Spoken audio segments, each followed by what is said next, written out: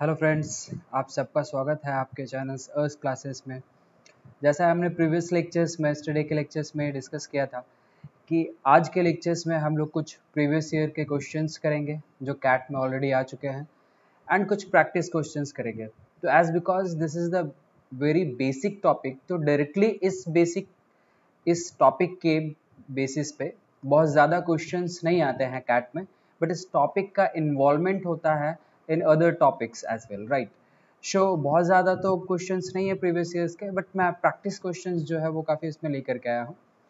तो हम लोग क्वेश्चंस को जो है वो प्रैक्टिस करते हैं सॉल्व करने के लिए कि कैसे सॉल्व करते हैं, राइट। शो पहला हमारे पास यहाँ पे क्वेश्चन है that find the value of x and y from the following equations, right।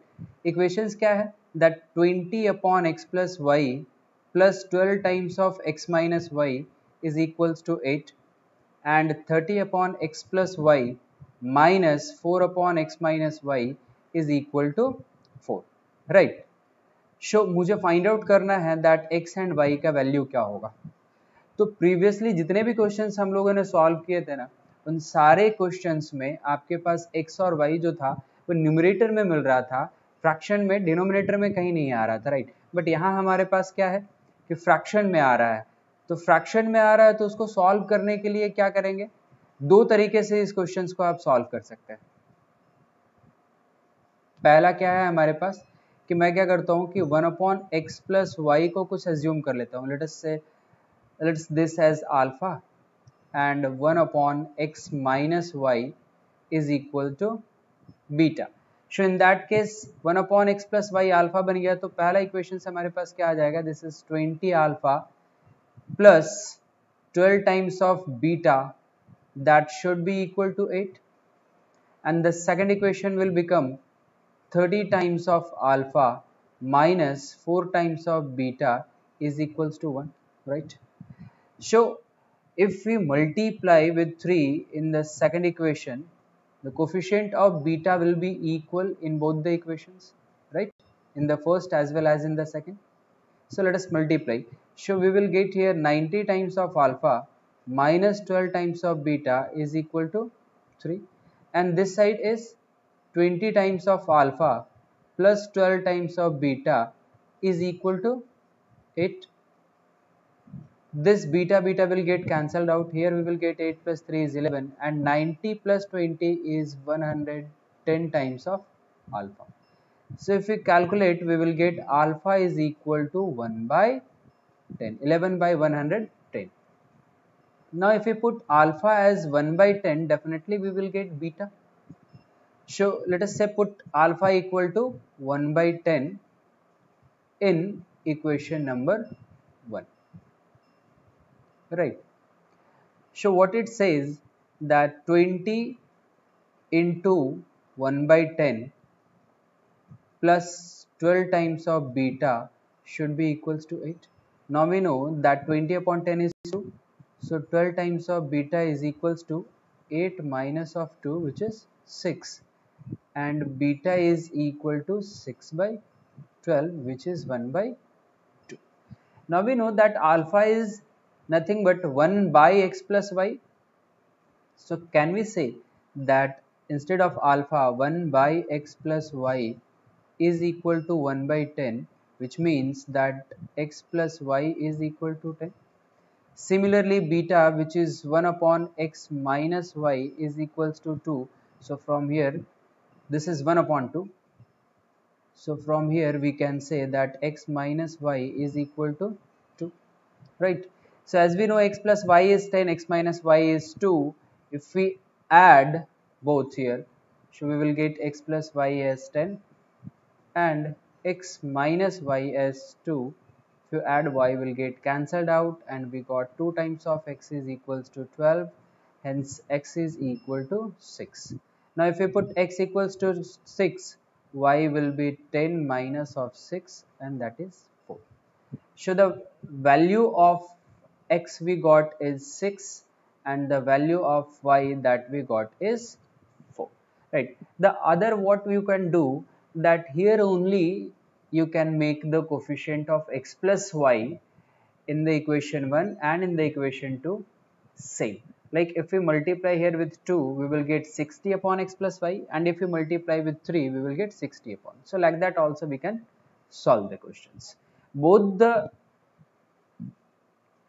ways will take you the same time. Like this also you can solve, and the second method will also take the similar time. That will not take the much time also, right? So I hope this is clear that how we can solve if x and y both are in denominator, right? Let's look at some more questions. That here, for what value of k will the following system of equations be consistent? Right. So in the yesterday lectures we discussed consistent, which means there will be solutions. Right. Inconsistent means there is no solutions. So what we can say here is that this is, as we know that this is 2 by 6. This is equals to 3 by 9 is equal to 4 by k. As because a1 by a2 is equal to b1 by b2, which means that definitely this equation will have the infinite solutions. It cannot have the unique solutions because a1 by a2 and b1 by b2 both are same. So this is 1 by 3, this is also 1 by 3. So this should be 1 by 3, which means that k should be equals to 4 into 3, which is 12. So when k will be equals to 12, these equations will have the consistent solution. So again I am repeating that in case of consistence, it says that there will be some solutions, but if it says that inconsistent, so inconsistent, which means there is no solutions. कोई possible values नहीं हो सकते हैं x और y, right? यहाँ पे infinite possible values होंगे, but कब होंगे? जब k का वैल्यू 12, राइट? नेक्स्ट देखते हैं. नेक्स्ट हमारे पास क्या बोल रहा है? How many pair of x and y satisfy the equations 3x plus 6y equals to 18 and 9x plus 18y equal to 57. That means what? For the first questions हमको ये check करना है कि what are the relations between a1 by a2, b1 by b2 and c1 by c2. So what we can say here that 3 by 9, that a1 by a2 we will get is 3 by 9, or we can say 1 by 3, right?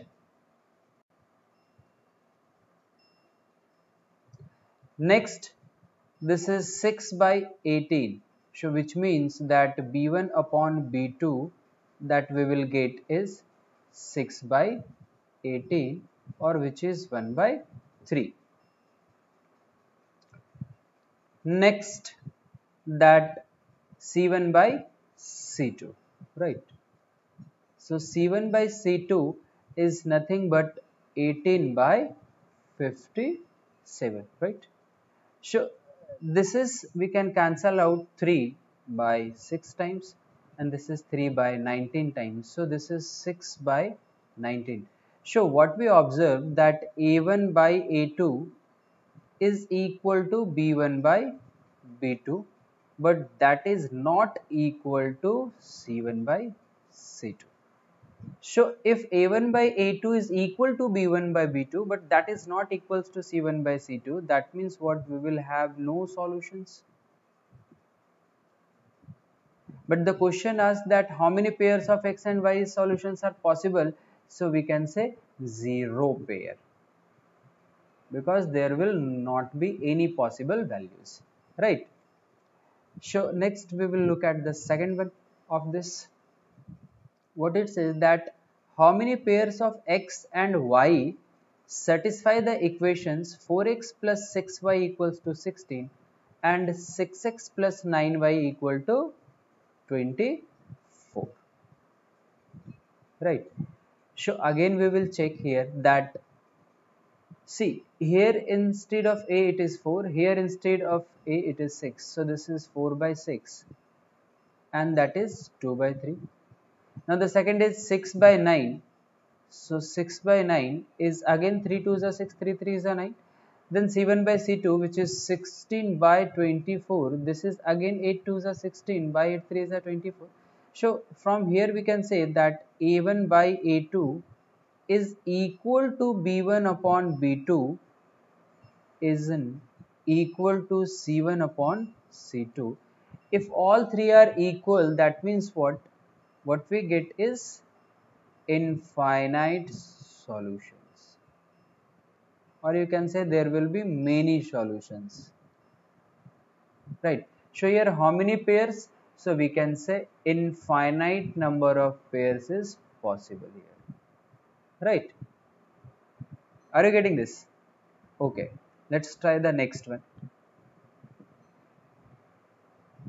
Here in this question said that 3 chocolates, 4 biscuits and 5 cakes cost rupees 34, right? 6 chocolate and 8 biscuits cost rupees 38. Find the cost of each cake. So the question given that 3 chocolate. So what will be the equation like? Let us say chocolate is represented by C. So this is 3C. 4 biscuit. So this is 4B. Next 5 cake. So let us say cake is K. So this is 5K, and that is equals to how much? 34, right? Next is 6 chocolate and 8 biscuit. So 6 chocolate plus 8 biscuit is given as 38. So now we know, as the cost of 6 chocolate and 8 biscuit is known here. Here 3 chocolate plus 4 biscuit plus 5 cake is known. Suppose if we multiply with 2 in the first equation, what we will get here is that 6 times of C plus 8 times of B plus 10 times of cake, that is K, is equal to 68. And here we will get 6 times of C plus 8 times of B is equal to 38. So if we subtract, this and this will get cancelled out. What we will get is 10 times of K is equals to 30, and we can say that K is equal to 3, right? Which means that the value of each cake will be rupees 3. I hope this is clear.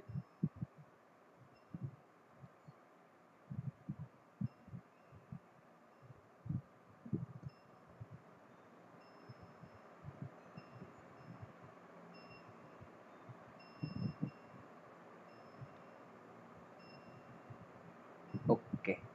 So we will try solving next questions, right? Try solving the next questions. This is a rope of 77 meters is cut into 2 pieces such that the length of one pieces is 4 by 7th of the other, right? What is the length of the 3 by 14th of the longer pieces? Now we come to know that there is a rope and the length of the rope is given that this is 77 meters, right? Next it is cut into 2 pieces. So let us say that the first piece, we assume that the length of the first piece is x, and it is cut in the 2 pieces such that the length of one piece is 4 by 7th of the other. So if the first piece is x, what will be the second one? So the second piece will be nothing but 4x upon 7, right? Now the question is that what is the length of 3 by 4th of the longer piece? Okay, so we know that the sum of the first piece and sum of second is how much? So this is x plus 4x by 7 is equal to 77, right? So now if we take the LCM, what we will get here is 7. This is 7 times of x plus 4 times of x is equal to 77, and we will get 11x by 7 is equal to 77, which means this will get cancelled out. 7 x is equal to how much? 49. So if x is equals to 49, this is the first piece. Second piece will be obviously less than 49, right? Why? Because we know that the sum is 77, the first piece is 49, other will be definitely less than 49, which means that this will be the longer one. And what we need to calculate, what is the length of the 3 by 14th of the longer pieces, right? So we need to calculate that 3 by 14th of the longer, which is 49.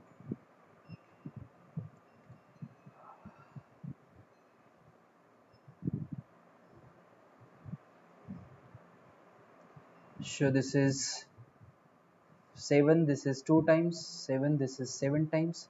So we got this is 7 3s are 21 upon 2, which is 10.5 meter, right? So length of the 3 by 14th of the longer pieces will be 10.5 meter. I hope this is clear to you.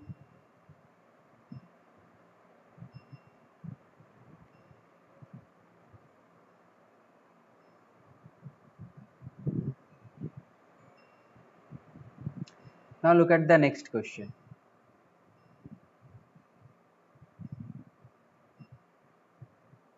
Try to solving these questions. Let's understand what this question said at first, right?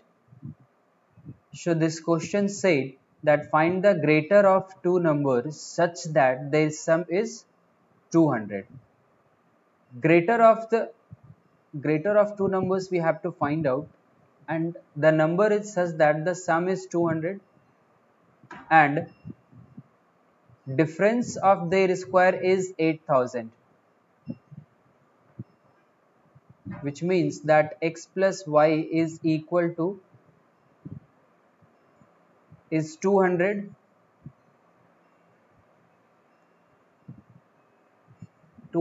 and the difference between their square, that is x square minus y square, is equal to 8000. So we know that a square minus b square is equal to 8000, right? Ah, what we can say that a square minus b square is a plus b into a minus b.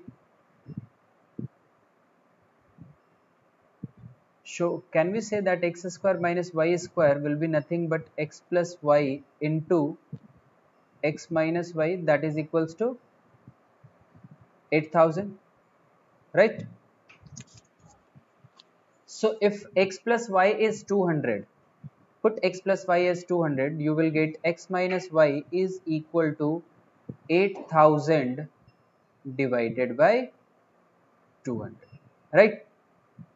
So divide it by 200, you will get 40, which means that x minus y is equal to 40, and already it is mentioned here that x plus y is equals to 200. So from there we can get the value of x and y both, right? Okay. So we can say that x plus y is equal to 200. If we solve, y will get cancelled out and we will get that x is equal to nothing but 240 upon 2, which is 170, right? And the other one, which is y, that will be equal to 200 minus 170, which is 30. But we need to calculate the greater of the between the two numbers, and that is 170, right? I hope this is clear. Let's try the next questions. Take 1 minute time and try to solve these questions.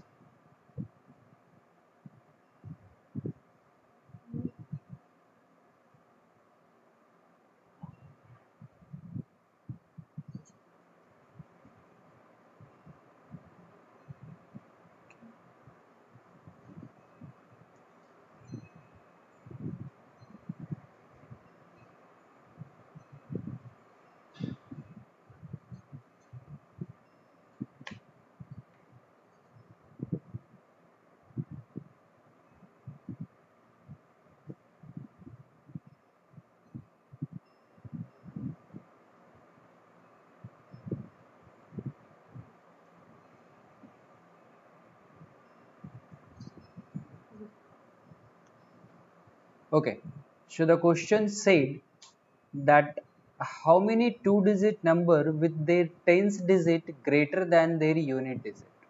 That means what? If you suppose that there is a two-digit number AB in which A should be greater than B, have the sum of their digits equal to twice their difference.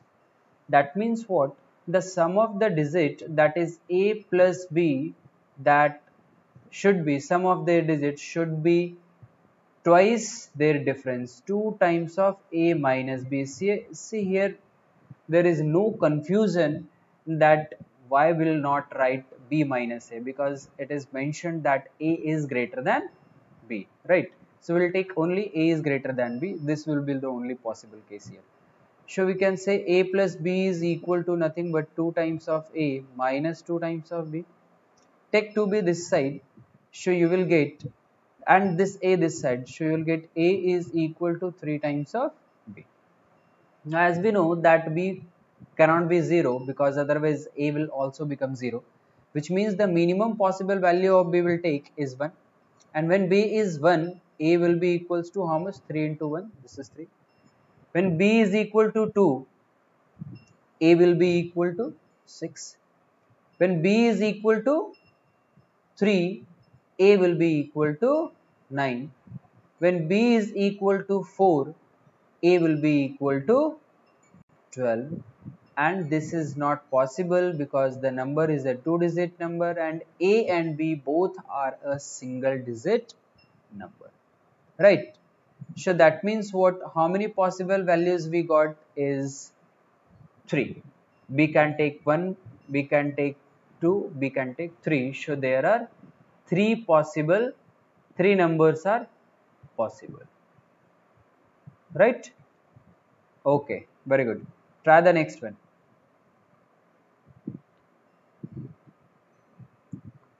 Try these questions. Take 1 minute time. Try to solve these questions.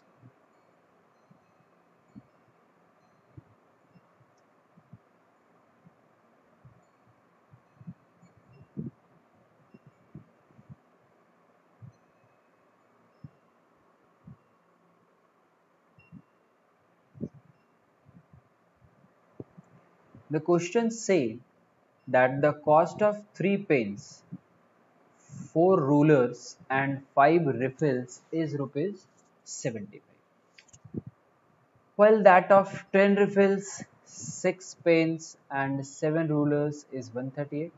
Find the cost of 3 pens, 1 ruler and 5 refills. Right?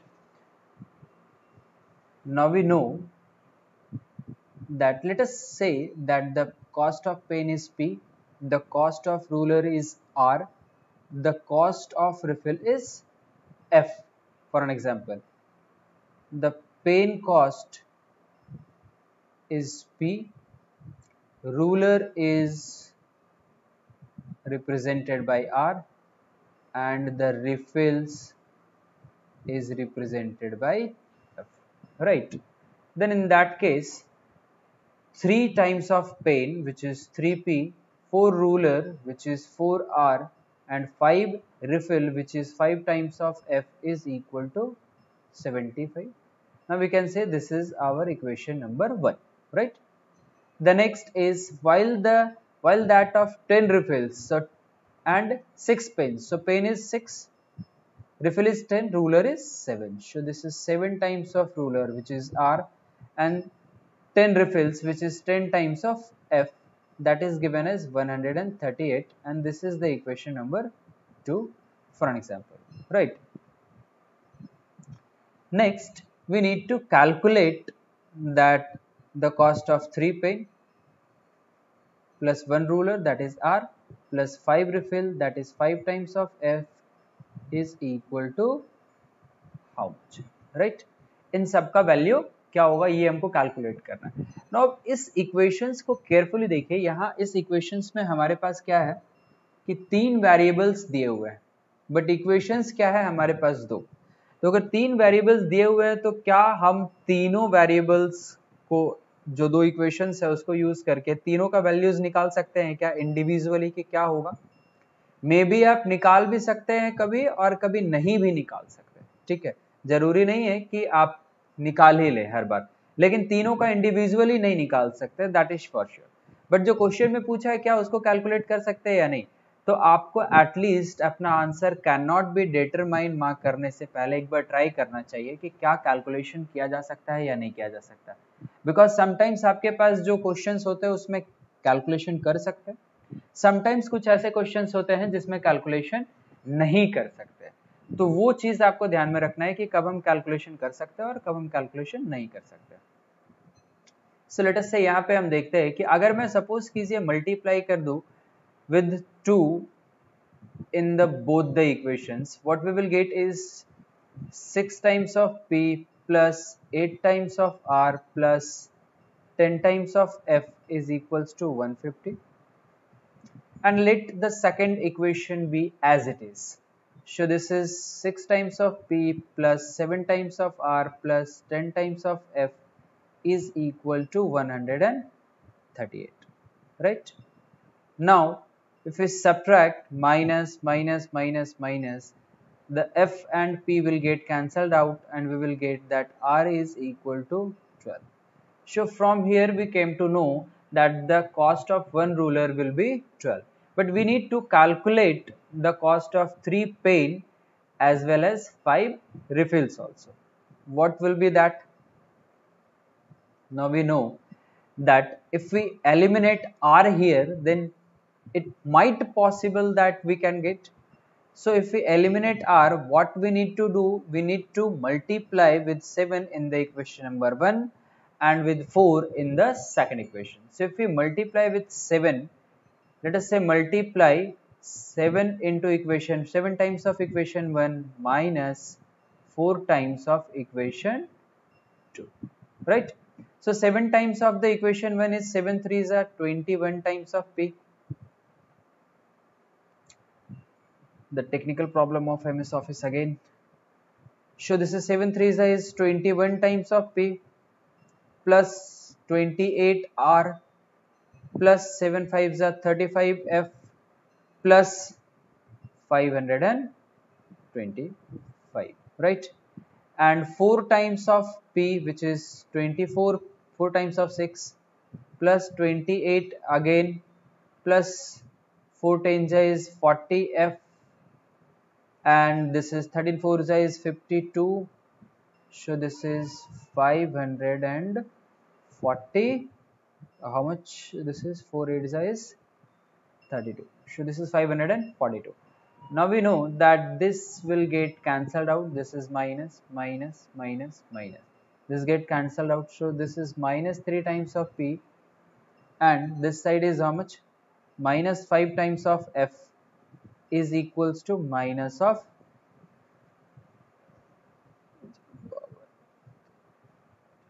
this will be 552 by the way, so this is minus of 27, right? So if we take minus as common, we will get 3 times of p plus 5 times of f is equals to 27. We need to calculate the sum of 3 times of p plus r plus 5f. So 3 times of p plus r plus 5 times of f is nothing but 12 plus 27, which is 39, right? So that means what the answer of this particular questions will be rupees 39, which is option A. Not the answer cannot be determined. So जब भी आप इस type का questions को solve करते हैं, equations में variable 3 होते हैं, बट इक्वेशंस हमारे पास गिवन क्या होता है, हमेशा 2 ही इक्वेशंस अगर गिवन होता है तो आपको कोशिश करना है एक बार फाइंड आउट करने के लिए कि क्या पॉसिबल हो सकता है या नहीं। पॉसिबल हो सकता है देन फाइन, अगर पॉसिबल नहीं हो सकता है देन ऑब्वियस आपको पता है कि क्वेश्चंस को सॉल्व नहीं किया जा सकता होगा फिर in that case, right? Okay, so we will try the next questions. इस क्वेश्चन को देखते हैं क्या बोल रहा है ये क्वेश्चन हमारे पास यहाँ पे, that the same somehow similar questions लग रहा है। The cost of 2 pencil 1 eraser and 3 sharpener is 23. So let's write that 2 pencil, let us say this is 2 times of p plus 1 eraser, this is e, plus 3 sharpeners, this is 3 times of S is equals to 23. The first equation. The cost of 6 pencil and 3 eraser. So this is 6 pencil plus 3 times of eraser plus 1 sharpener, that is S is equal to 29. And the cost of 14 pencils, so this is 14p plus 7 erasers, so this is 7e plus 7 sharpeners, so this is 7s is equal to 91. Right. Now we need to calculate the cost of each pencil. What will be the cost of P? So suppose if we try to eliminate both of these at a time, that means what, the eraser and the sharpener, then we might get the values. So as here 7 is common, let's take 7 as common. So 7, this we will get 2 times of P plus E plus S. Here we can write 7 into 30. Now 7 and 7 will get cancelled out. So we got that 2 times of P plus E plus S is equal to 30. Now as you can see that in the first equation, this is 2PE plus 3S. This is 2P plus E plus S. So if we subtract the third equations, this is the third one, from the equation number 1, let us say this is the equation number 2. We will get the value of S, right? So just write it like this. This is 2p plus E plus 3 times of S is equal to 23, and this is 2 times of P plus E plus S is equal to 30. So this is minus minus minus minus. This is get cancelled out. This is get cancelled out. 3s minus s is 2 times of s is equal to 10, or we can say that the cost of one sharpener is 5. But we need to calculate the cost of each pencil. Let us suppose if we put s equals to 5 in equation 1, what we will get, that if s is 5, so 2p plus e is equals to 3 5s are 15, 23 minus 15 is 8. Now from the second, what we can get is 6p plus 3e is equal to 29 minus 5 is 24. So as you can see, the 3 times of this equations is basically this equations, right? If you multiply here with 3, definitely we will get, so that means what, the second equation is not the different with respect to the first. What will be the third one? This is again 2p plus e is equal to 13 minus 5, which is 8. So we can observe that all three equations are basically the single equations, right? Which means we will not be able to get the value of either one pencil or one sharpener.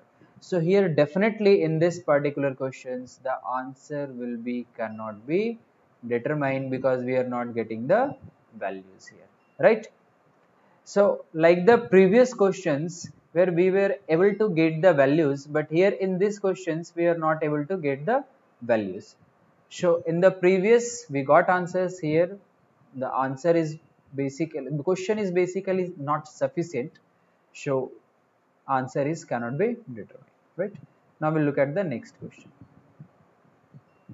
So this question is based on the coin or number of notes, like that, right? So what it says, that before we solve these questions, one thing I want to clear, that suppose I'm just basically asking you, if you have a rupees 10 note, right, and we can say you have, let us say that you have 5 notes. So what will be the total values?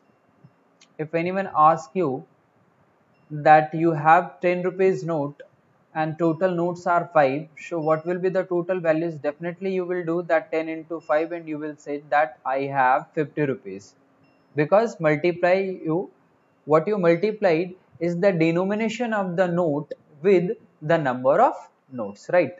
So same thing we will do here in this questions also. So it says that a bag has a total of 120 notes in denomination of rupees 2, rupees 5 and rupees 10, right? The total values of the notes in the bag is rupees 760.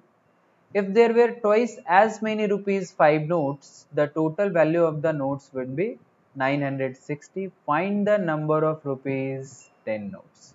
Right.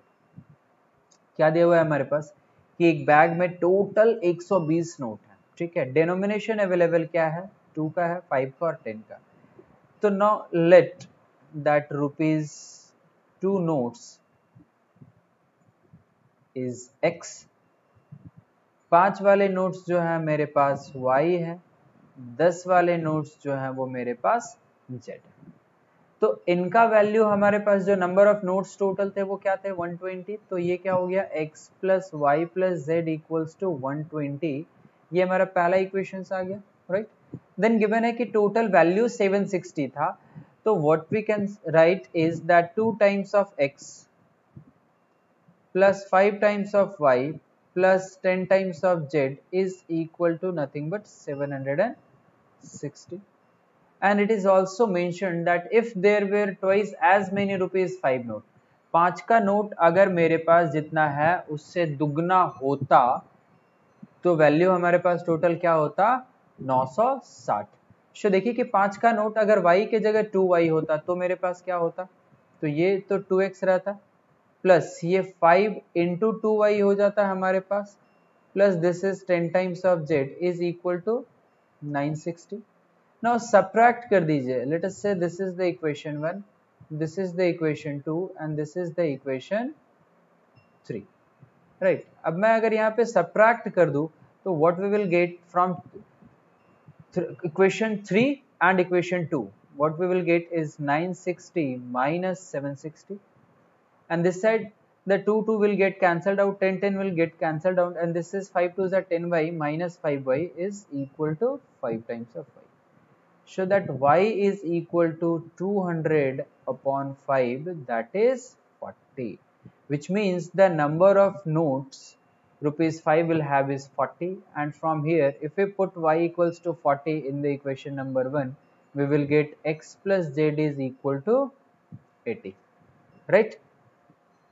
And x plus z is equal to 80. Also if we put y equals to 40 in equation 2, what we will get is 2 times of x plus 10 times of z is equals to 760 minus of 200, right?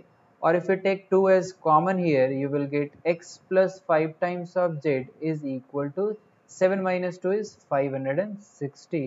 If we divide it by 2, we will get 280, right? So x plus 5z is 280 and x plus z is 80. If we subtract from here, what we will get is x minus x is cancelled out, 5z minus z is 4 times of z is equals to 2 minus 80 is 200 and z is equal to 50. Z is basically the number of 10 rupees note. So the question is also to find out there are how many 10 rupees note, right? Find the number of rupees 10 notes in the bag, and that we got here as 50. So the correct answer for these questions will be 50. Total 50 note 10 रुपए के रहे, right. चलिए दूसरा question देखते हैं। सो दूसरा हमारे पास क्या बोल रहा है, an exam has 120 questions, each correct answer carries 1 mark, each wrong answer is penalized by 1/3 of a mark, and each unanswered questions is penalized by 1/6 of a mark. So यहाँ पे क्वेश्चंस गलत बनाने के भी मार्क्स कैंसल आउट होते हैं, कटते हैं, और अगर आप क्वेश्चंस को आंसर ही नहीं करेंगे, अनअटेम्प्टेड छोड़ देंगे, तब भी आपके कुछ जो होंगे वो माइनस हो जाएंगे, जस्ट लाइक जैट में जैसा होता है, अनअटेम्प्टेड पे भी माइनस होता है नंबर वहां पे। सो ओके, क्वेश्चन क्या दिया हुआ है कि a student who attempted the exam scored 60 marks. अगर वो अटेम्प्ट किया है तो दैट मीन्स व्हाट, कि जो करेक्ट होगा, इनकरेक्ट और अनअटेम्प्टेड सब मिला के टोटल 120 क्वेश्चन हो जाएंगे उसके। क्वेश्चन में पूछ रहा है क्या, the minimum number of answer that the student could have got wrong, wrong कम से कम उसके कितने बने होंगे, ये हमारा सवाल है, ठीक है। सो देखिए हमने मान लिया कि करेक्ट नंबर ऑफ क्वेश्चंस जो बनाता है वो उसको हम एज्यूम कर लिए कि करेक्ट वो सी बनाया होगा, कुछ ना कुछ उसके रॉन्ग भी हुए होंगे, तो रॉन्ग उसने जो बनाया मान लेते हैं डब्लू है, और कुछ उसने आंसर ही नहीं किए, दैट इज अनआंसर्ड, राइट। तो मान लिए जो अनआंसर्ड है that is you. So from here we can say that C plus W plus U is equal to 120. The next, that is correct answer carries 1 mark. So that means what, C, we will say that C into 1, and each wrong is penalized by 1/3. So this will basically subtract. So 1 by 3 of W, and this is 1 by 6th of U, and that is equals to 60, right?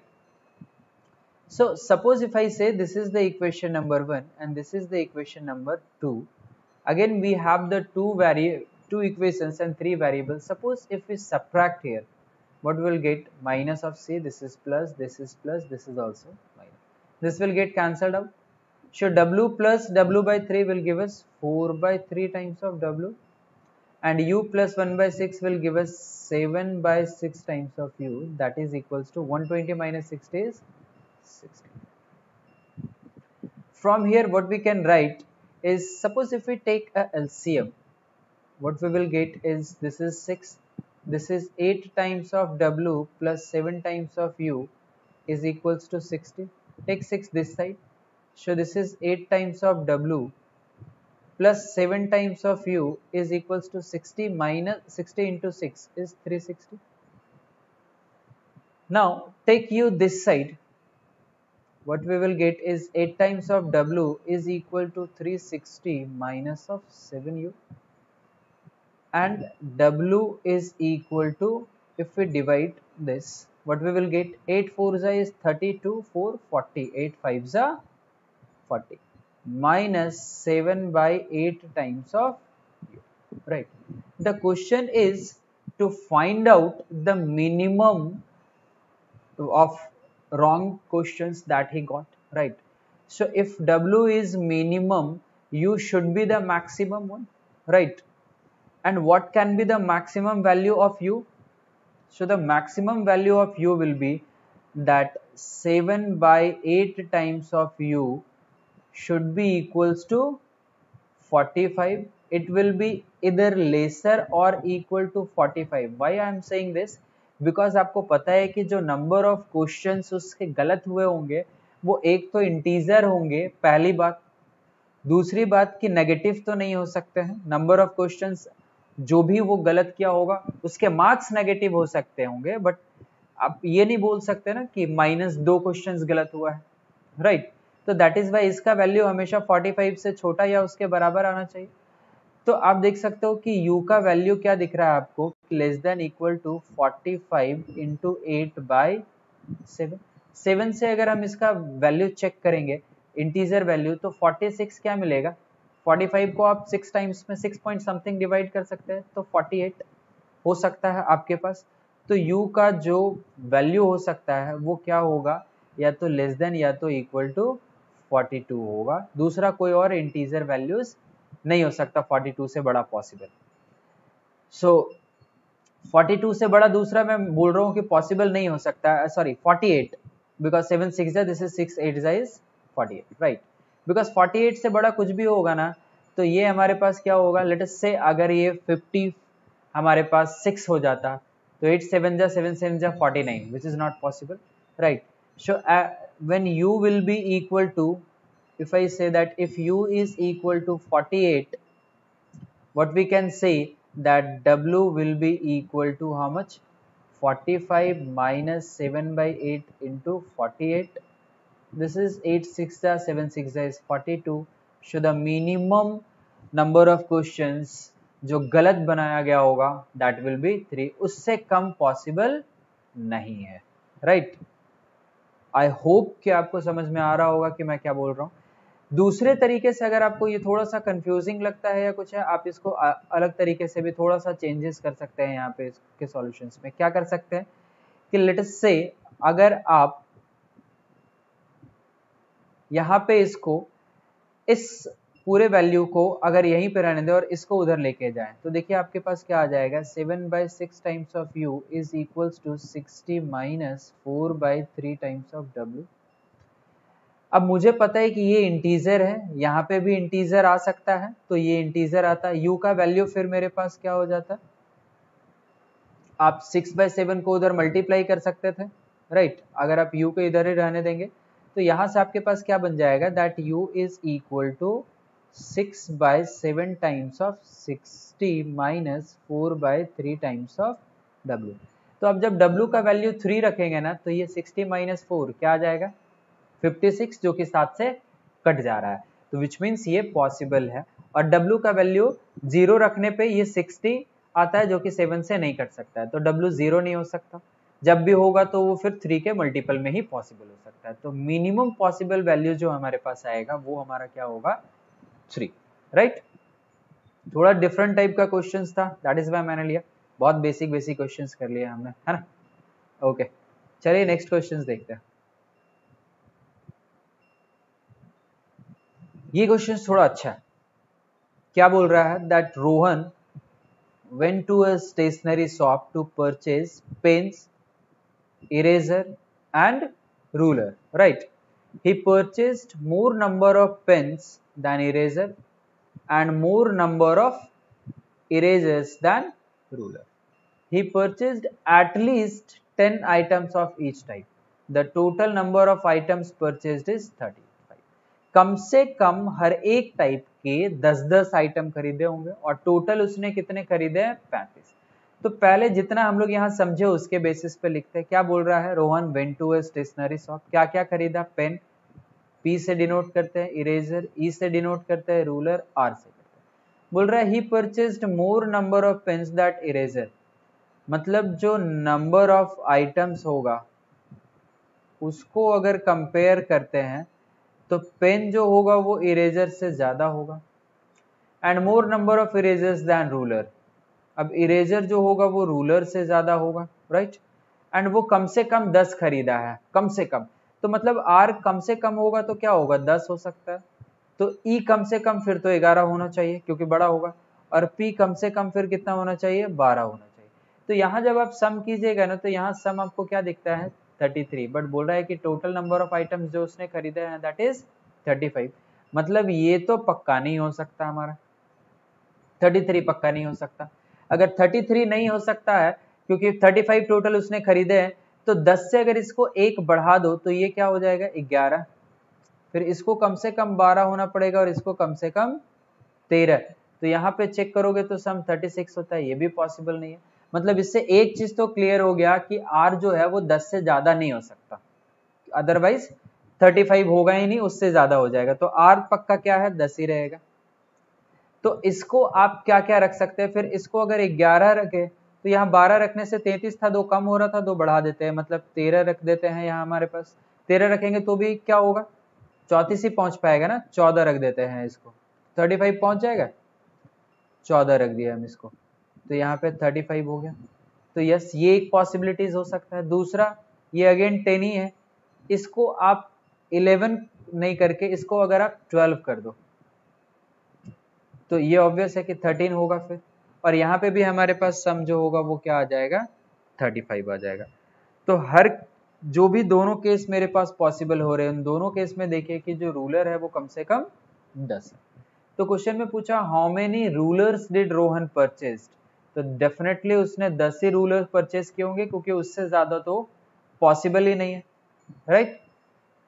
दूसरा क्या बोल रहा है हमारे पास, if each pen cost ₹10, each ruler cost ₹2 and each eraser cost ₹5, find the minimum amount in rupees that Rohan spent for purchasing the item। ठीक है, खरीदने के लिए उसने कम से कम कितने अमाउंट खर्च किए होंगे, कितने कम से कम खर्च किए होंगे, सो दैट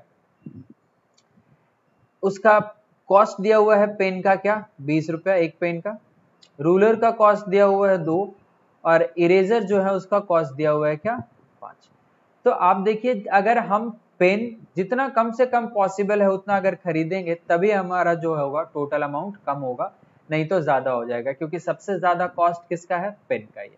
तो हम लोग को यहाँ पे चेक करना है, ठीक है, यहाँ पे कितना आता है वैल्यू। तो 21 पेन का दाम था, टोटल हमने 13 खरीदा। इरेजर हमारे पास जो है उसका दाम 5 रुपया है और हमने वैसे इरेजर 12 खरीद लिए और टोटल हमने 10 जो है वो रूलर खरीदे हैं और एक रूलर का दाम कितना है 2 रुपये। सो दिस इज 2 into 10, तो ना ये 260 हो गया plus 12 5 this is again 60 plus this is 20। So 320 plus 20 is 340। That means what, कम से कम उसने 340 रुपए खर्च किए होंगे टोटल 35 आइटम्स को परचेज करने के लिए, राइट। आई होप क्लियर हुआ होगा, राइट। थोड़ा सा डिफरेंट टाइप का क्वेश्चंस था ये। चलिए नेक्स्ट इसी टाइप का थोड़ा सा क्वेश्चंस करने का कोशिश करते हैं हम लोग। क्या बोल रहा है हमारे पास यहाँ पे क्वेश्चन में, that Bala had 3 sons, he had some chocolates which he distributed among them। Okay, Bala कोई एक आदमी है, उसके टोटल 3 सन्स हैं, वो क्या बोल रहा है, उसके पास कुछ चॉकलेट था जो वो डिस्ट्रीब्यूट कर दिया है उन तीनों के बीच में। कैसे डिस्ट्रीब्यूट किया है आगे देखते हैं। मेंशन्ड है that to his eldest son he give 3 more than half the number of chocolates with. जितने भी उसके पास चॉकलेट थे उससे उसने क्या किया है, 3 ज्यादा दिया है अपने बड़े बेटे को। फिर to his second eldest son he gave 4 more than 1/3 of the remaining chocolates with him। जितने चॉकलेट उसके पास बचे हुए थे उसके 1/3 से 4 ज्यादा दिया है। And to his youngest son, सबसे छोटे बेटे को उसने फिर से 4 ज्यादा दिया है, बट इस बार जितने बचे हुए थे उसके 1/4 से, राइट। एंड बोल रहा है कि at last he was left 11 chocolates, how many chocolates did he initially have, right. So initially उसके पास कितने नंबर ऑफ चॉकलेट्स थे वो हम लोगों को यहाँ पे फाइंड आउट करके बताना है, ठीक है।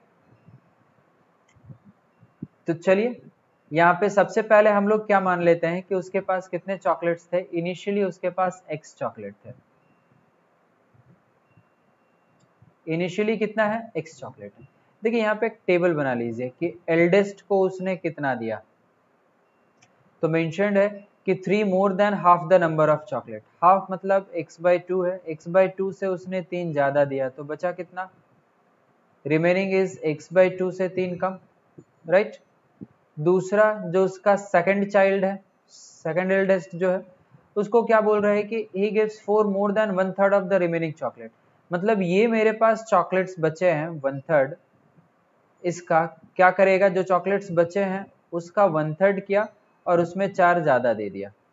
तो आपको पता 1/3 देता अगर तो 2/3 बच जाता है हमारे पास। This is 2/3 times of x/2 plus 4, but क्या कर रहा है उससे वो sorry, this is x/2 minus 3 is the previous one, so we will write x/2 minus of 3, but उससे 4 ज्यादा यहाँ पे दे दिया था तो यहाँ पे क्या होगा, 4 कम बचेगा। तो देखिए यहाँ पे कितना बचेगा, 2 और 2 कैंसल आउट हो जाएगा, तो हमारे पास क्या आ जाएगा x/3 माइनस, हमारे पास 3 कैंसल आउट हो गया तो -2 -4 इज -6, ये बचा। देन एट लास्ट हमारे पास क्या बोल रहा है, द यंगेस्ट वन, जो सबसे लास्ट में बचा हुआ था आदमी, उसको क्या दे रहा है, to his youngest son, again 4 ज्यादा दे रहा है, किससे, 1/4 of the remaining chocolates. So जो रिमेनिंग है उसका 1/4 कर दीजिए, दैट इज 1/4 ऑफ x/3 -6, उससे 4 ज्यादा दे दिया तो अगेन बचा कितना, 1/4 देने के बाद 3/4 बचता, बट 3/4 ऑफ x/3 -6 नहीं बच रहा है हमारे पास, क्या बच रहा है, इसमें से 4 ज्यादा दे दिया था तो इसमें से 4 कम बचेगा मेरे पास। अगेन देखिए 3 कट गया तो आपके पास क्या मिल गया, x/4। इसको कैंसल आउट करेंगे तो यहाँ पे 2 से this is 3 and this is 2 times, so minus of 9/2 मिलेगा एंड यहाँ आपको क्या मिल जाएगा, -4, राइट। तो लिख दीजिए इसको 9/2 -4। आप चाहें तो इसको ये भी लिख सकते हैं, दिस एज x/4 -13/2। ना अब देखिए कि यही आपके पास दिया है कि एट लास्ट जो उसके पास बच रहा है वो क्या है, number of chocolates 11। 11 chocolates at last उसके पास बच जा रहे हैं। तो मैं यहाँ पे बोल सकता हूँ कि that x/4 minus 13/2 should be equals to 11। और x/4 क्या है, 11 में आप ऐड कर दीजिए 13/2। So this is how much, this is 22 plus 13 is 25 plus 10 is 35/2. So x is equal to 35/2 into 4 आ रहा है हमारे पास, 2 2s is 4, we are getting as 70, क्या आ रहा है हमारे पास, okay 70, but 70 is not in the options. I hope I think हम लोगों ने कुछ गलती किया यहाँ पे। क्या किया, हाफ से 3 ज्यादा दे रहा था, हाफ से 3 कम बचा, फिर उसके बाद क्या किया था इसने, 1/3 से 4 ज्यादा दिया था, फिर 1/4 से, ओके सो 1/3 से उसने हमारे पास इसका 1/3 से 4 ज्यादा दिया, तो 2/3 से 4 कम बच गया, 2 2 cancel out, this is x/3, 3 3 cancel out हो गया हमारे पास, तो दिस इज 2 4 + 2, ओके देन 1/4 हमारे पास है x/3 माइनस ऑफ 6, तो ऑब्वियस है 3/4 उसके पास x/3 माइनस x, 4 ज्यादा दिया 4 कम बचा, 3 3 cancelled out, x/4 and 6 3s are 18/4 is 9/2 and this is -4, 2 4s is 8, 8 plus 9 is 17, okay here we did the mistake, so this will be nothing, not 13/2 but this is basically the 17/2, okay so here will also be 17/2, right, यहाँ पे भी हमारे पास 17/2 होगा, तो 4 और इसमें add होकर के 35 की जगह क्या हो जाएगा, 39 हो जाएगा। तो जब आप 39 को 2 से मल्टीप्लाई करिएगा तो आपके पास वैल्यू यहाँ पे क्या आ जाएगा, 78, जो कि डेफिनेटली हमारे पास ऑप्शंस में अवेलेबल है। तो यहाँ पे ये हमारे पास क्या हो गया 39/2 एंड ये हमारे पास क्या हो गया 4 × 39/2, सो हमारे पास ये आ गया, this is 4 × 39/2 and this is 78। तो यहाँ पे इतने सारे कैलकुलेशंस जो मैं कर रहा हूँ, इसको देख करके एक चीज आपको समझ में आ गया कि अगर इस तरीके से कैलकुलेशन करते हैं तो कैलकुलेशन मिस्टेक होने का भी चांसेस जो है वो हमारे पास रहता है। तो अगर कैलकुलेशन मिस्टेक होने का चांसेस रहता है और हम कैलकुलेशन मिस्टेक को अवॉइड करना चाहते हैं तो डेफिनेटली कोई ना कोई तो तरीका होगा कि हम कैलकुलेशन को कम कर सके, कैलकुलेशन अवॉइड कर सके, राइट।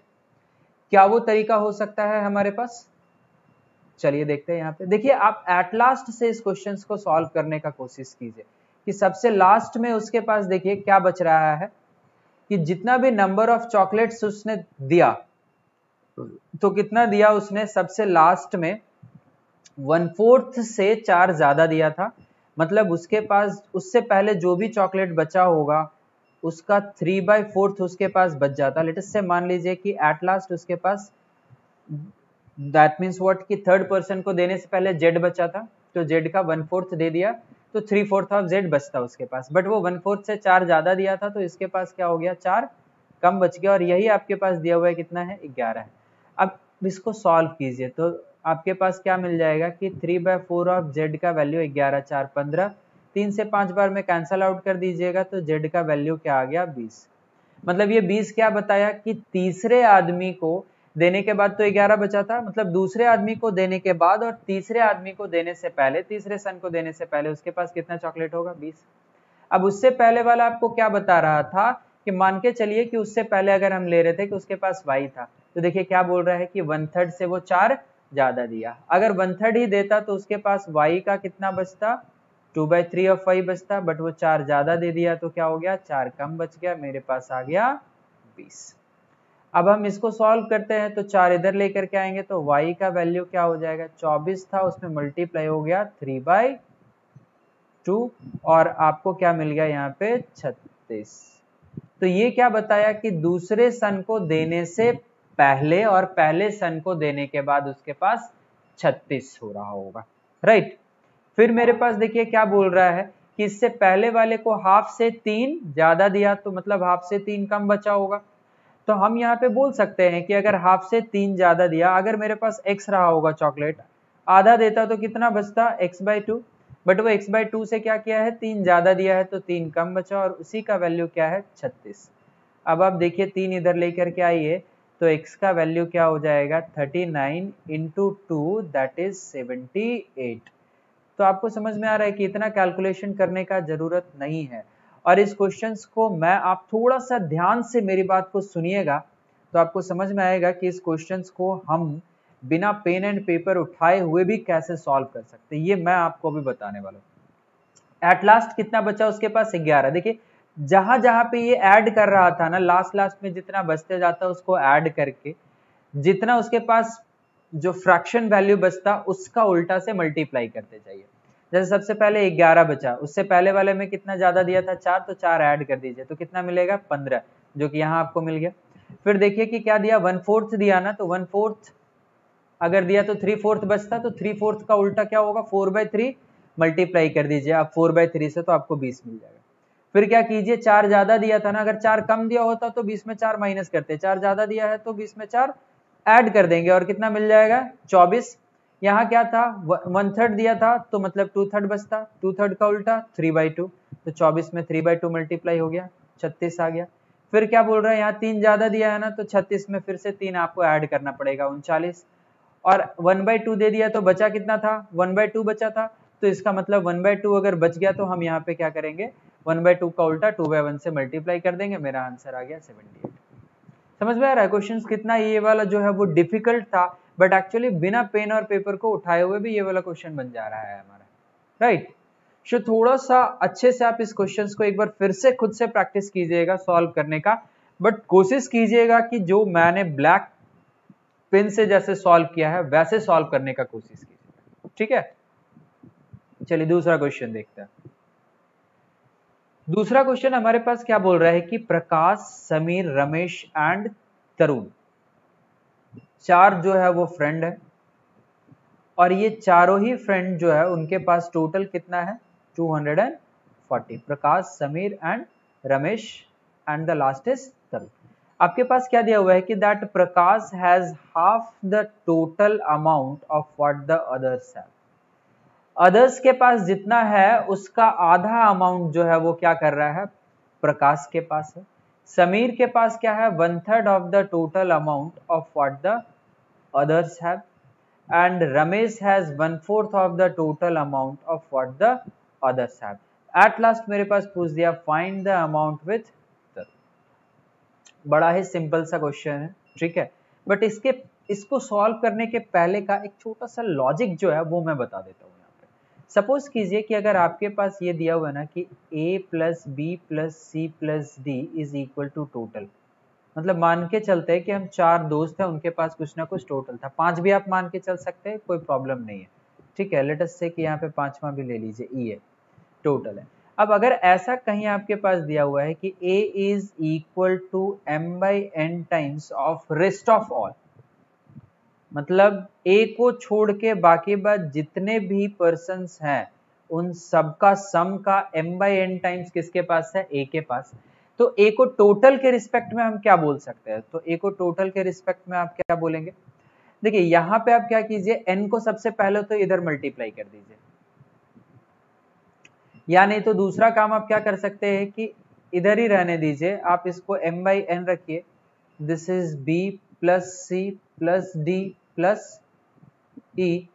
अब आप यहाँ पे एक चीज देखिएगा ना कि a ही एक चीज ऐसा है जो इधर आपके पास नहीं है, तो अगर मैं इधर ऐड कर दूं दैट मीन्स व्हाट मैं क्या कर रहा हूं m/n टाइम्स ऑफ a अगर मैं ऐड कर दिया तो ऑब्वियस है आपको क्या करना पड़ेगा m/n times of a subtract भी करना पड़ेगा सो दैट इक्वेशंस बैलेंस रहे। इसको इधर लेकर के आइए और a कॉमन कर लीजिए तो क्या मिलेगा 1 प्लस m/n, राइट।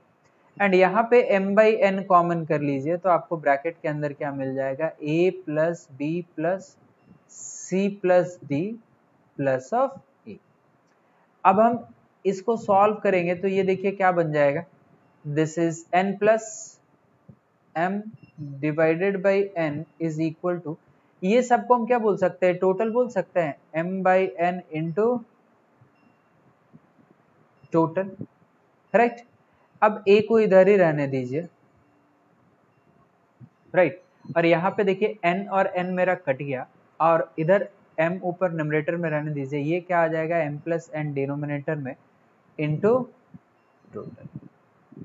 मतलब आप समझ रहे कि अगर ये दिया हुआ था कि a is equals to m by n times of the sum of the rest of all, तो आप डायरेक्टली उसको क्या बोल सकते हैं कि m by m plus n, that means what m by m in numerator and denominator में क्या होगा, न्यूमरेटर और डिनोमिनेटर का सम, दैट इज m प्लस। तो अब उसी चीज को हम लोग यहाँ पे अप्लाई करते हैं।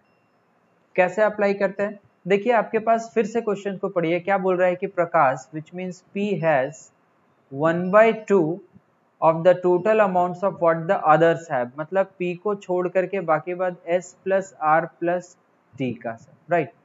तो मतलब p को छोड़ के बाकी बाद सारे आ गए ना, तो p क्या हो जाएगा, m is what here 1, so this is 1 by m plus n, so m is 1 and the n is 2, so m plus n is 3 into total, and the total value is known given which is 240, so p becomes 80, right। Next हमारे पास यहाँ पे क्या बोल रहा है कि that Sameer has 1/3 of the total amounts of what the others have. Sameer के पास जो है वो दिया हुआ है, समीर के पास कितना है 1/3 of the others, so 1/3 of the others है। मैं डायरेक्टली इसको बोल सकता हूँ कि न्यूमरेटर तो वो 1 ही रहेगा, denominator 1 + 3 is 1/4 of total which is 240 and this is 60। Next Ramesh का भी ऐसा ही हमको पता है, रमेश का क्या बोल रहा है, has 1/4 of the total amount. तो 1/4 में अगेन आपके पास 1 जो होगा वो न्यूमरेटर में रह गया, और 1 और 4 का सम 5 जो है वो डिनोमिनेटर में आ गया, इनटू अगेन 240, एंड इसका वैल्यू क्या आ जाएगा मेरे पास 48। तो टोटल आपके पास कितना ऑलरेडी हो चुका है, देखिए 80 + 60 इज 140 प्लस 48, तो टोटल जो आपके पास p plus s plus r से आपको मिल गया है that is 80 + 60 plus 48, so this is 188 आपको मिल गया। टोटल मेरे पास कितना था 240, तो निकाल दीजिए। तरुण के पास आपको पता चल गया कितना होगा, 240 में से आपको 188 माइनस करना है, तो इधर 12 और इधर 40, तो टोटल उसके पास कितना होगा 52 रुपीज। तो अगर आप ये चीज अप्लाई करते हैं तो आपको बहुत कम कैलकुलेशन करना पड़ेगा, बट उसके पीछे का जो फंडा है, जो लॉजिक है, जो हम लोग लिख रहे हैं यहाँ पे, वो ये है, वो आपको समझना होगा कि हाउ वी आर राइटिंग। और अगर ये नहीं समझना है तो याद रख लेना पड़ेगा फिर आपको कि कैसे इस क्वेश्चंस को थोड़ा जल्दी हम लोग सॉल्व कर सकते हैं, ठीक है। चलिए अगला सवाल देखते हैं हम लोग। अब यहाँ पे देखिए क्वेश्चन जो है वो क्या है, ठीक वैसा ही है जैसा अभी इससे 3-4 क्वेश्चंस पहले जो हम लोग ट्राई किए थे, जस्ट वैसा ही क्वेश्चंस है, ठीक है। ये वाला और इसके बाद वाला क्वेश्चन, ये थोड़ा, ये actually questions completely different type का है, बट कमिंग क्वेश्चंस में हम लोग वैसे ही आएंगे। क्या बोल रहा है कि there are 10 children standing in a line, not all of whom have the same number of chocolates with them. सबके पास मतलब क्या होगा, अलग भी हो सकता है, सेम भी हो सकता है। बोल रहा है सबके पास सेम नहीं है, सिर्फ ये इतना बता दिया। If the first child distributed his chocolates among the remaining 9 such that he doubles their respective number of chocolates, then he will be left with 1 chocolate। मतलब जो पहला आदमी है, मान के चलो F1, उसके पास कितने नंबर ऑफ चॉकलेट्स होंगे, वो बोल रहा है सबको। F2 के पास अगर F2 चॉकलेट है तो F2 दे दिया, F3 के पास F3 था उसको F3 दिया, F4 के पास F4 था F4 दिया, इस तरीके से करते करते टिल F10 तक उसने जिसके पास जितने चॉकलेट्स थे सब दिए। तो अगर उसके बाद कुछ नहीं बचता तो आप क्या बोलते हैं कि F2 F3 टिल F10 तक का जितना सम होगा वो अकेले F1 का होगा, बट यहाँ पे बच रहा है कितना 1, तो ऐड कर दिए 1, ये इसके बराबर हो गया। फिर क्या बोल रहा है, if 10th child takes away 1 chocolate from each of the remaining 9, मतलब अगर जो 10वां बच्चा है जो F10 है, अगर वो क्या करता है 9 चॉकलेट सबके पास से ले लेता है, तो अपने पास तो 10 था ही, उसके पास टोटल F10 के पास तो F10 था ही, और उसमें एक एक ले लिया 9 लोगों से, तो टोटल कितना हो गया +9 हो गया। बोल रहा है he have 4 chocolates less than the first child initially had, मतलब फर्स्ट चाइल्ड के पास इनिशियली कितना था f1, उससे इसके पास कितना है 4 कम है, माइनस कर दो 4। तो अगर मैं उधर लेकर के चला जाऊं 4 को, तो क्या बोल सकता हूं कि f of 10 plus 13 is equal to f of 1। ना फिर बोल रहा हूं what is the total number of chocolates with the second child to the 9th child. Question में पूछा है कि total number of chocolates second to the 9th child कितना होगा, मतलब f2 plus f3 till f9 तक नंबर ऑफ चॉकलेट्स क्या होगा, ये हम लोगों को कैलकुलेट करना। तो देखिए यहाँ पे हमको पता है f1 is equals to f2 till f10 plus 1। अगर f1 के जगह पे मैं पुट कर दूं f10 प्लस 13, तो f10 plus 13 is equal to क्या हो जाएगा f2 plus f3 and show on till f of 10 plus 1। Now f of 10 plus 1 को इधर लेके आइए या फिर f of 10 कैंसिल आउट कर दीजिए और 1 को इधर सब्ट्रैक्ट कर दीजिए, तो इधर 12 बच गया और इधर आपके पास f of 2, f of 3 and show on till f of 9 तक बच गया बिकॉज f of 10 कट गया। तो क्वेश्चन में पूछा था what is the total number of chocolates with the second child to the 9th child, मतलब सेकंड से लेकर के 9th चाइल्ड तक के में टोटल उसके पास कितना होगा, तो वो हमारे पास आ गया कितना 12। तो उन सबके पास कितना होगा 12 चॉकलेट्स टोटल रहा होगा, राइट। आई होप क्लियर हो रहा होगा आप लोगों को थोड़ा बहुत, राइट। सो गाइस इसी टाइप से आपके पास और भी बहुत सारे क्वेश्चंस आपको बुक्स में या अदर जगह पे आपको मिलेंगे। तो जैसे भी आपको जो भी सारे क्वेश्चंस मिलते हैं उन सारे क्वेश्चंस को आप ट्राई कीजिए।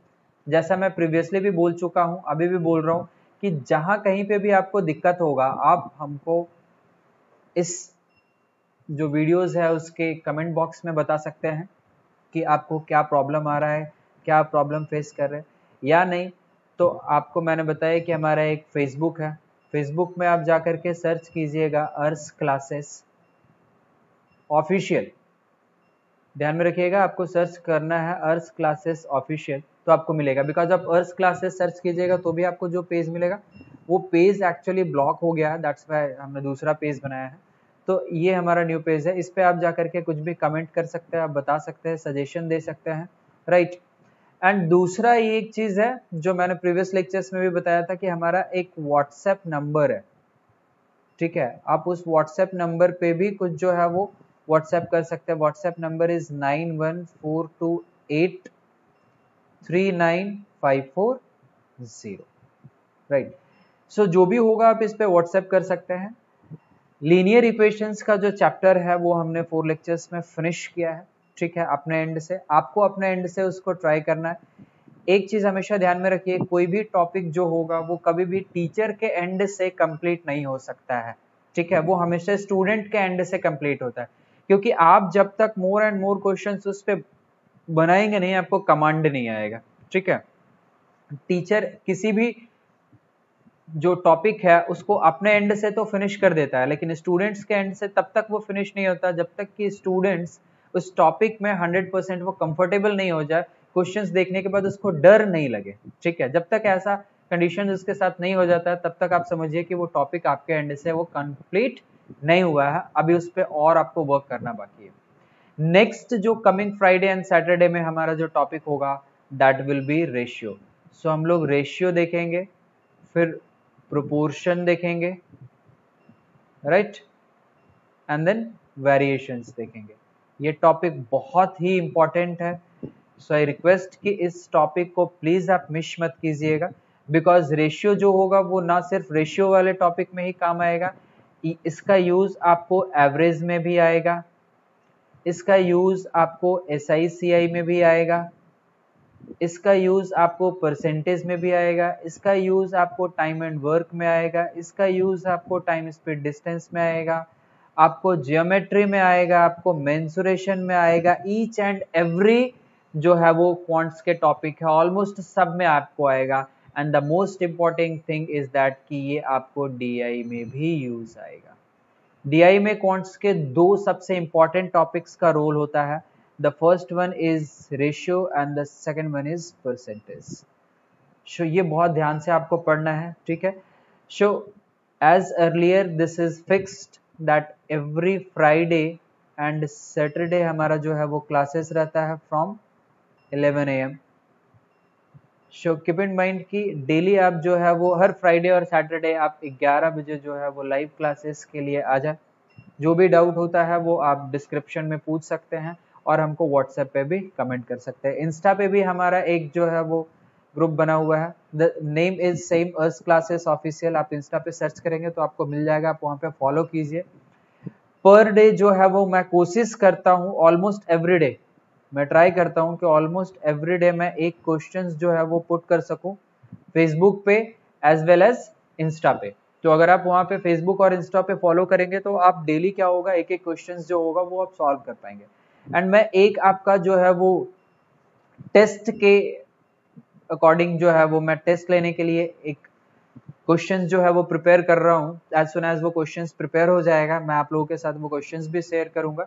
एंड टेस्ट वो इसी टॉपिक पे होगा, जो जो टॉपिक मैं जो है वो कवर करते जाऊंगा ना, उन सारे टॉपिक का मैं टेस्ट भी आपको लेते जाऊंगा। एंड आपको वो टेस्ट देना होगा, बिकॉज देन ओनली आपको पता चलेगा कि वो टॉपिक कितने अच्छे से आप पढ़ रहे हैं, ठीक है, या जस्ट सिर्फ आप वीडियो लेक्चर्स देख रहे हैं बट खुद से स्टडी कुछ कर भी नहीं रहे हैं।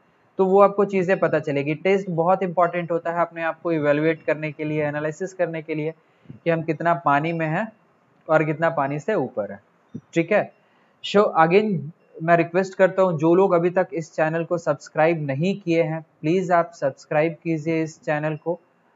और गाइज अपने फ्रेंड्स के साथ जितना हो सकता है पॉसिबल उतना चैनल को शेयर कीजिए। और हर फ्राइडे और सैटरडे लाइव क्लासेस अटेंड कीजिए एंड मैक्सिमम जितना हो सकता है पॉसिबल अपने फ्रेंड्स तक इसको पहुंचाइए। सारे जो है वो क्वांट्स के सिलेबस हम लोग यहाँ पे कवर अप करने वाले हैं। सो आई होप आपको समझ में आया होगा थोड़ा बहुत आज का। So that's all for today, thank you very much, have a good day.